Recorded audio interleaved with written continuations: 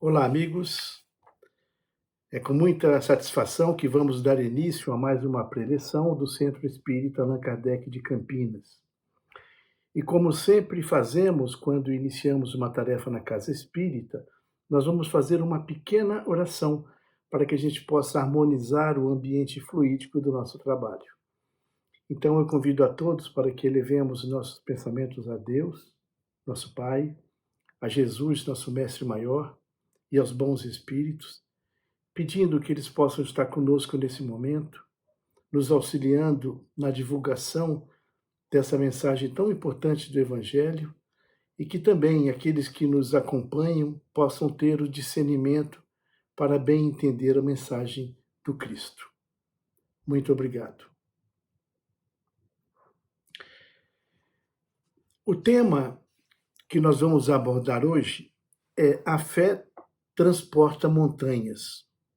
E é um conceito profundamente inspirador e esclarecedor, que nós vamos encontrar lá no Evangelho segundo o Espiritismo, uma das obras fundamentais da doutrina espírita codificada por Allan Kardec. Os itens que abordaremos hoje é os 6, 7, 11 e 12. E eles abordam essa ideia de uma maneira enriquecedora, revelando como a fé verdadeira ela é raciocinada e tem o poder de superar obstáculos aparentemente intransponíveis, envolvendo o entendimento da realidade e impulsionando a fé e o progresso espiritual. O ensinamento sobre a fé, que é capaz de transportar montanhas, é uma metáfora usada por Jesus para transmitir conceitos muito profundos sobre a fé e a força que cada um de nós tem no seu interior. Vimos na primeira parte desse capítulo que essa passagem do Evangelho não deve ser interpretada de uma forma literal, como se alguém pudesse mover uma montanha fisicamente através de um ato de fé. Não, não é isso.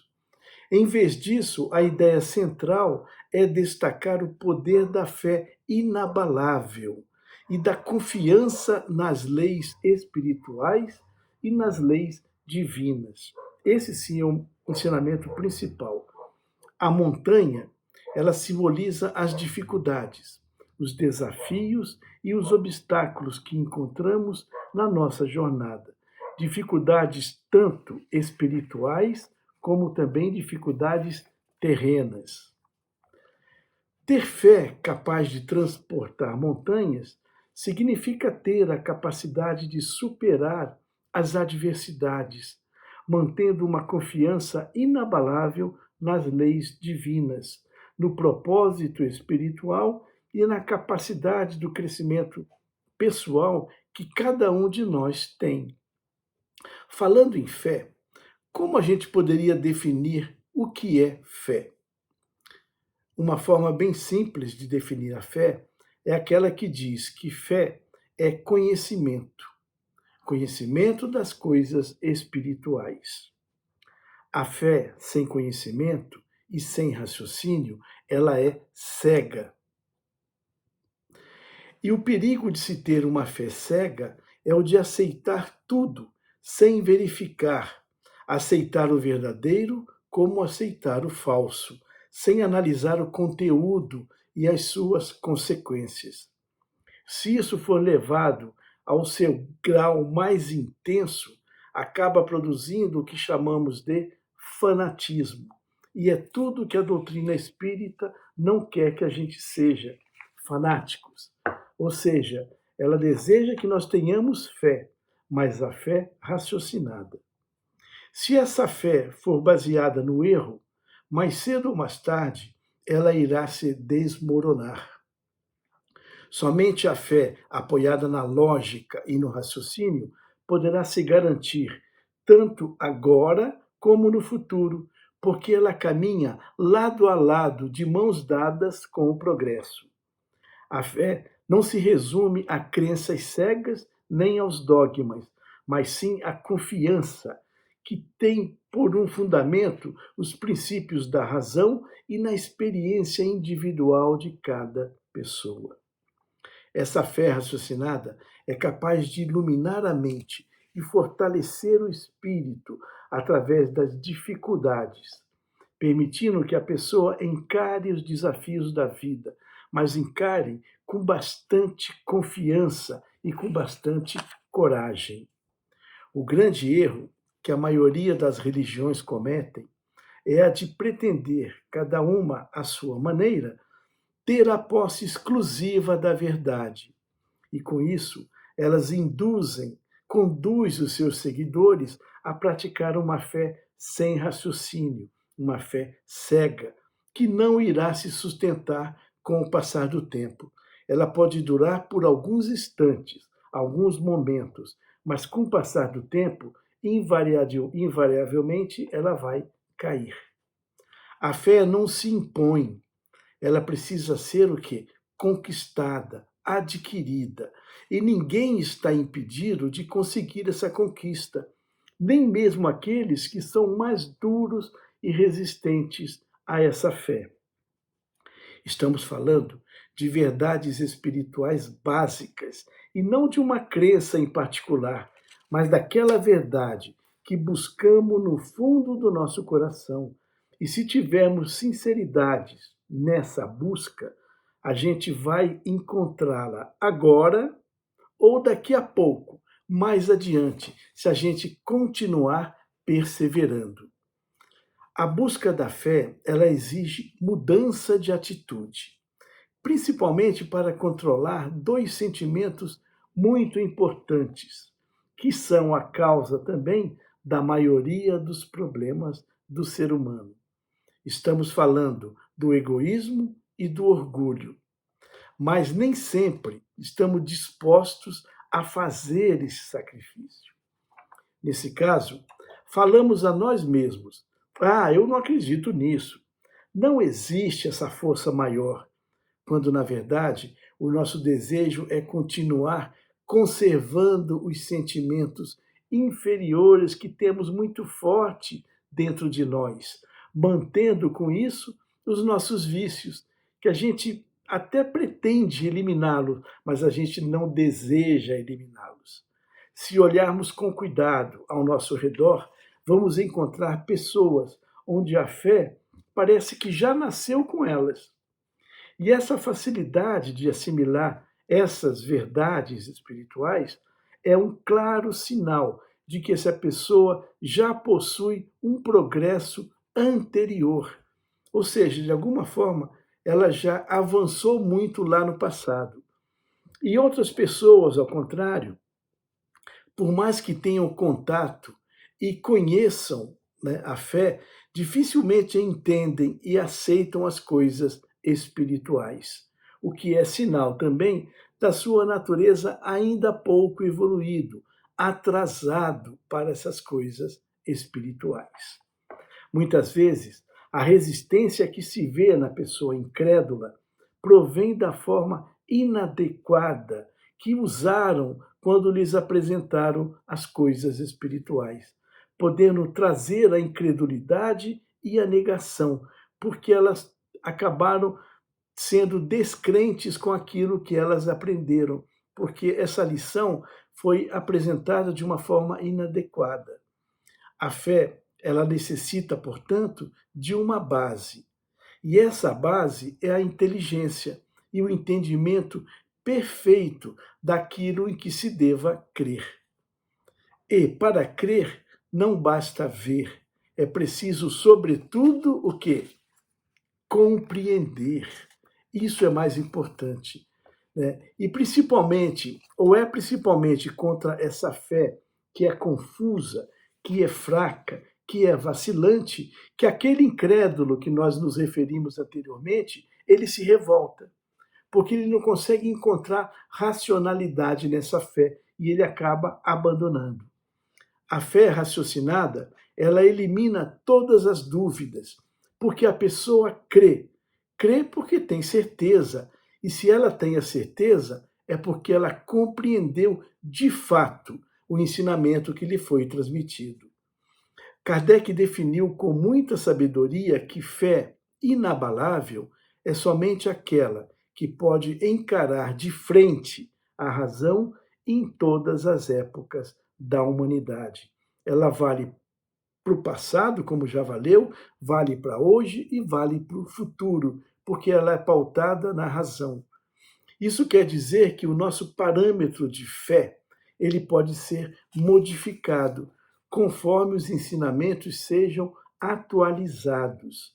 Com o tempo, né, pelo avanço da ciência, essa atualização pode acontecer, né? Ou por novas revelações que nos sejam trazidas pela equipe espiritual. A verdade, ela pode nem sempre ser a que a gente acredita que encontrou. Ou seja, a verdade pode ser modificada conforme o avanço do entendimento, né, aconteça. Para que a fé seja proveitosa, ela precisa ser ativa, para que se torne a mãe de todas as virtudes, virtudes que conduzem a Deus. Mas como podemos tornar a nossa fé ativa? Existem várias possibilidades, sendo a mais eficiente de todas, sem exceção, é a prática da caridade, já que a caridade é a ação da fé e do amor, né? A caridade é o amor em movimento, é o amor em exercício. A esperança e a caridade são consequências da fé e se tornam uma trindade inseparável: esperança, caridade e fé. A partir da esperança e da caridade, né, e da fé, todos os outros sentimentos nobres são despertados para conduzir o ser humano no caminho do bem. Então é necessário que, antes de tudo, cultivemos esperança, caridade e fé, para que a gente possa trazer à tona os outros sentimentos bons que estão ainda adormecidos. Como já vimos, a fé traz ao homem a confiança no seu futuro. É como se a consciência desse sentimento, né, que já está no nosso íntimo, fosse despertada e crescesse pela ação do nosso desejo e da nossa vontade. Ele vai sendo despertado. Jesus, que realizou muitos prodígios, afirmou que o homem poderá repetir todos esses prodígios e mais ainda, poderá fazer mais ainda, quando o fizer pela sua fé, isto é, pela vontade de querer e a certeza de que essa vontade poderá obter o resultado que tanto se espera. Foi exatamente isso que os discípulos fizeram. Seguiram os exemplos de Jesus e, com isso, realizaram inúmeros prodígios. Claro que todos aqueles milagres eram todos efeitos naturais, cuja causa o homem daquela época não conhecia, mas que hoje podem ser explicados pelo estudo e pelo avanço da ciência, que os tornaram completamente compreensíveis. Uma vez conhecida as causas do fenômeno, ele deixa de ser um milagre e pode ser repetido de uma forma natural. É importante a gente ter sempre em mente, né, que todos aqueles milagres, chamados milagres que Jesus realizou, não passaram de fenômenos que o povo da época não entendia. Hoje, a maioria deles estão explicados. Se não estão explicados todos, é porque a gente ainda não tem capacidade para entendê-los, ou o nosso conhecimento atual não foi capaz de desvendar alguns mistérios. Mas cada vez mais a gente tem a certeza que nenhum deles foi um milagre, porque milagre seria uma derrogação das leis naturais. E Deus criou suas leis perfeitas, absolutas, que não merecem e não precisam ser derrogadas. A fé, ela pode ser classificada de duas maneiras principais: a fé humana e a fé divina, de acordo com que o homem aplica as suas faculdades para a satisfação das suas necessidades materiais, que são imediatas, ou para as suas aspirações para as coisas espirituais, que são as coisas futuras. O homem inteligente que se lança para realizar algum empreendimento, ele irá triunfar se tiver fé, porque sente nele mesmo que pode e há de chegar ao fim que ele busca. Essa certeza lhe acrescenta uma imensa força positiva. É como quando a gente precisa fazer algo muito difícil, que é muito importante para a gente, né? Relacionado, por exemplo, à escola, ao estudo, né? Quando a gente tem uma prova muito difícil para fazer.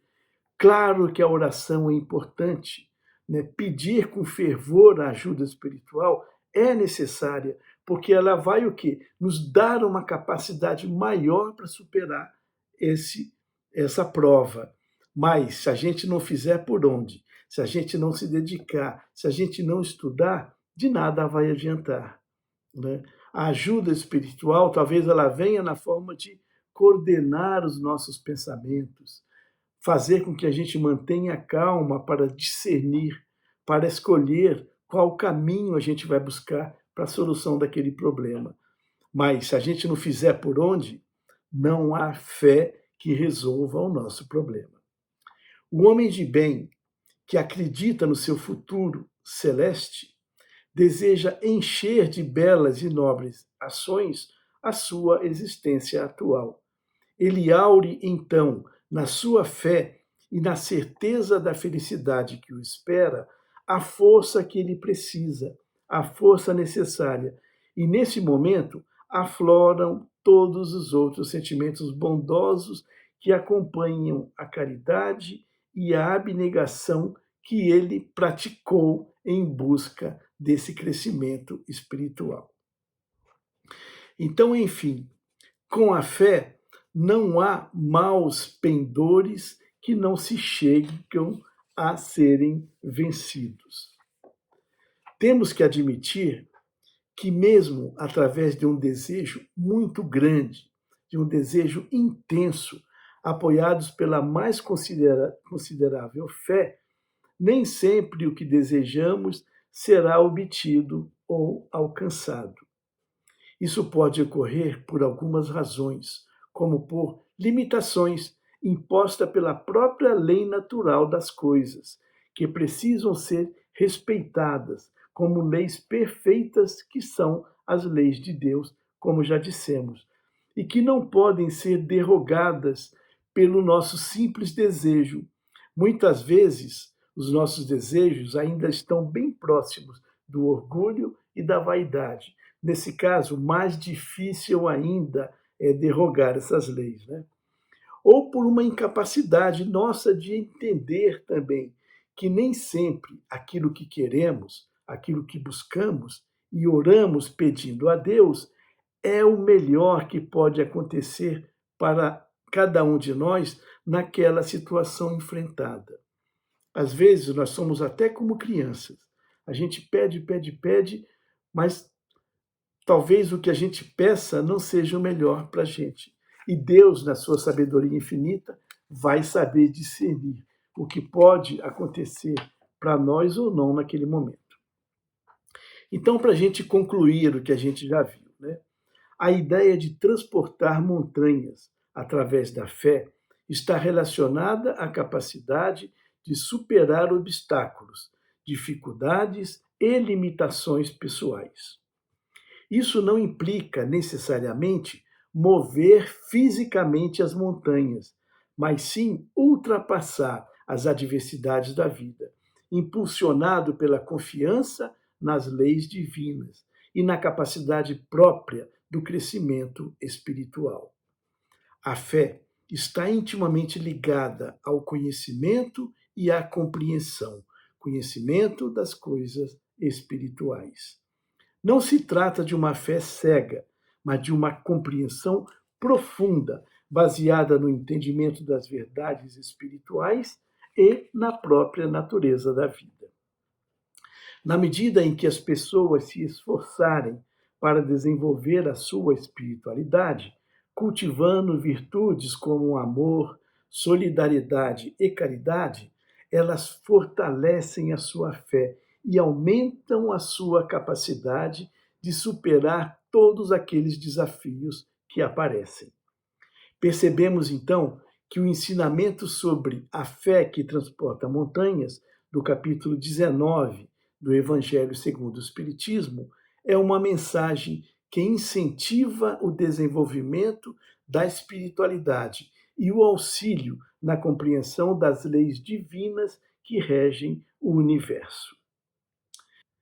Então, vamos encerrar a nossa preleção com uma mensagem de um espírito protetor que foi apresentada durante a codificação na cidade de Paris, no ano de 1863. Então, o que disse esse espírito protetor? Se todos os encarnados se achassem confiantes nas forças que trazem em si mesmo, e se quisessem colocar sua vontade a serviço dessa força, seriam capazes de realizar o que até hoje chamamos de milagres, e que, no entanto, não passam de um desenvolvimento das faculdades humanas que cada um tem. Olha só, o poder da fé, né, o poder de realizar prodígios, já está dentro de cada um de nós. O que nós precisamos é desenvolver da forma adequada.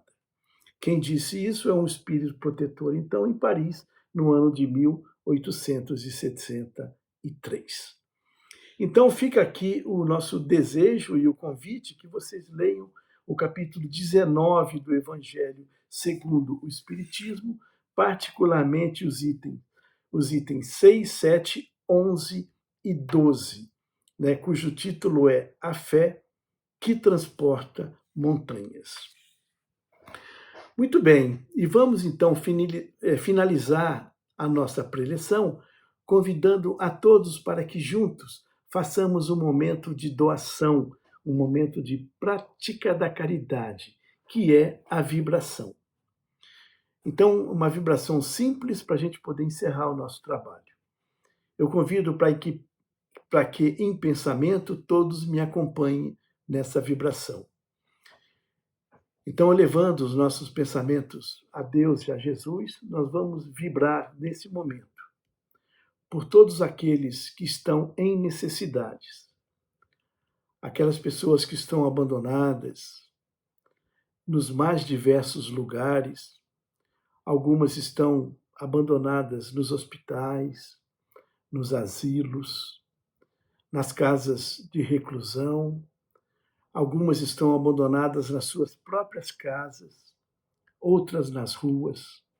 Algumas são até crianças, exatamente iguais a que temos em casa, e que passam por essa dura prova numa fase tão tenra da vida. Que nós possamos direcionar nossos melhores sentimentos e desejos a todas essas pessoas abandonadas, afagando com um abraço fraterno, desejando do fundo do nosso coração que a espiritualidade amiga possa auxiliar a cada uma delas, para que prontamente consigam sair dessa situação tão amarga que passam no momento.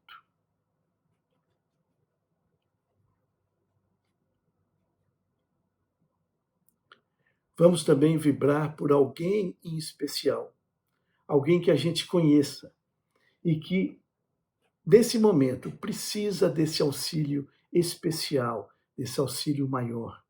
Pode ser um parente, pode ser um amigo, um vizinho, alguém que a gente saiba que precisa de uma recarga fluídica, que a gente possa também, da mesma forma, junto à espiritualidade amiga, fazer com que os nossos desejos e sentimentos, que a nossa vontade possa impregnar, né, essas vibrações para que elas levem até essa pessoa a ajuda necessária para a superação do problema, se for permitido. Ou tragam também o conforto, a resignação, a perseverança e a paciência para que elas passem por esses momentos com sabedoria, entendendo que nas maiores adversidades é que às vezes estão os melhores ensinamentos para a nossa reflexão e para a nossa mudança de atitude.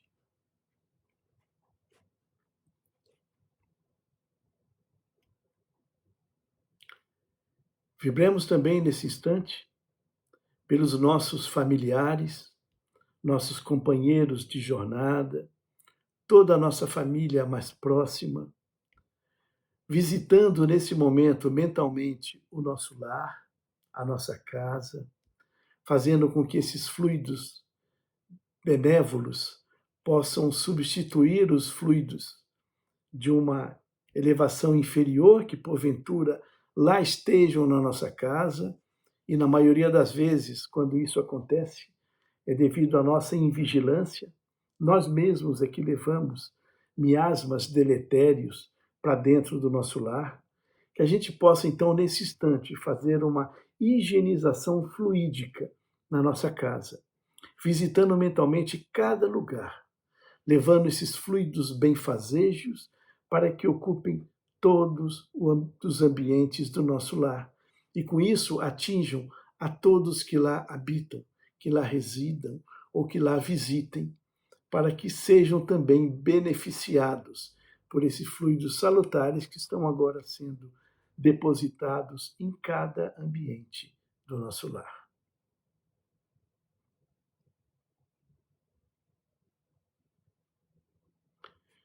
Dessa forma, então, dando graças à espiritualidade por essa oportunidade, nós vamos encerrando mais uma preleção do Centro Espírita Allan Kardec, desejando que tudo que aqui foi dito possa ser novamente rememorado, né, na leitura do Evangelho, que eu tenho a certeza cada um de nós se sentirá motivados para ler. Deixamos o nosso abraço profundo, né, o desejo de que tenha sido produtivo esse nosso encontro e até o próximo momento, onde, se Deus permitir, poderemos avançar um pouco mais no entendimento do Evangelho de Jesus. Saúde e paz para todos.